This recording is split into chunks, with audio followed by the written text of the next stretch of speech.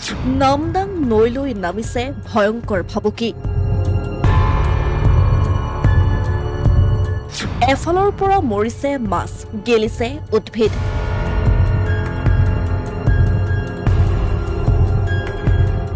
নৈকাষৰীয়া গাঁৱৰ লোক আক্ৰান্ত হৈছে অচিন ৰোগত। প্ৰথমে চাই লওক এই দৃশ্য।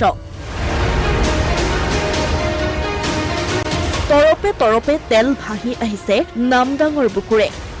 এই বিষাক্ত তেলৰ উৎস কি অঞ্চলবাসীয়ে ধৰিব পৰা নাই। কিন্তু ৰাইজৰ অভিযোগ ONGCৰ বিৰুদ্ধে। তেলজাতীয় পদাৰ্থ নিৰ্গত হৈ নামদাং নৈৰ পানী প্ৰদূষিত হোৱাৰ ফলতেই ভাবুকি নামিছে জীৱকুললৈ। 3 দিনমানৰ পৰা মানে তেল আহিয়ে আছে বুলি কৈছে ওচৰৰ ৰাইজে। তো আমি কিব পৰা আহিছে এতিয়া উৎসটো ধৰিব পৰা নাই।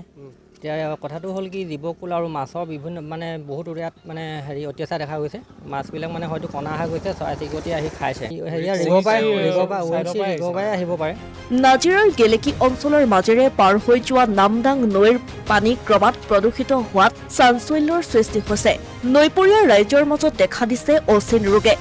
গেলেকীৰ ৰঙাগড়াৰ লগতে আইদেউবাৰীৰ প্ৰায়সমূহ অঞ্চলত দেখা দিছে এই দৃশ্য।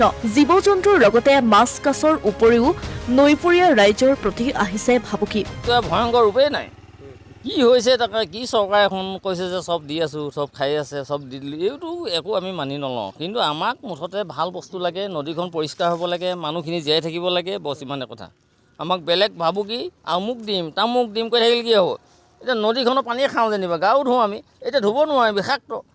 গৰু জীৱ জন্তুৱে খাই সেইবোৰ মৰিছে, বেমাৰ হৈছে, মাছ কাছতো নাইকিয়াই হ'ল।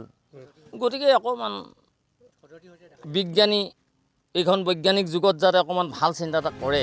উল্লেখ্য যে ONGCৰ লগতে জিলা প্ৰশাসনে অনতিপলমে উচিত পদক্ষেপ গ্ৰহণ নকৰিলে আগন্তুক দিনসমূহত নামদাঙৰ এই পানীয়ে ভয়ংকৰ বিপদৰ সৃষ্টি কৰিব নৈপৰীয়া ৰাইজৰ মাজত।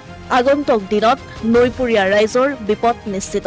এতিয়া জিলা প্ৰশাসনে এই বিষয়টো কিদৰে গ্ৰহণ কৰে সেয়াহে হ'ব লক্ষণীয় হৈ গৈছে। আৰু আপোনাৰ ছেকেণ্ডাৰী কথা মানে কি হ'ল, আপুনি ৰাতি গধূলি সময়ত মানে এনেকুৱা দুৰ্গন্ধ হাৱা মাৰে, সেই হাৱাটোৰ ভিতৰত মানুহৰ যে মানে স্নায়ু যে কিবা নহ'ব মানে একো মানে নাই।